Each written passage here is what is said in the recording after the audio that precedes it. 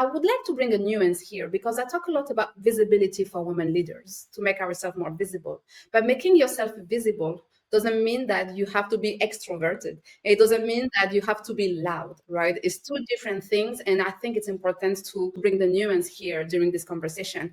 But what do you think it is that, or why we believe we have to be extroverted in order to be a leader and a good leader?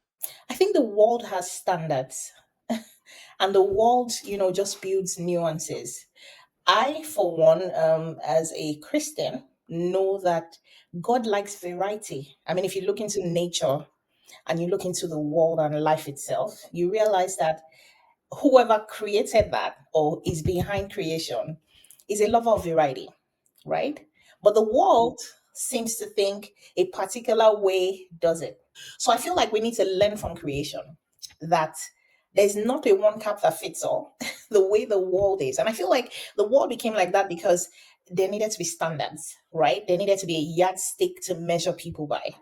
Why don't you just let people be themselves? Why can't people just be who they were naturally created to be, right? Why can't we have diversity that makes the world go round?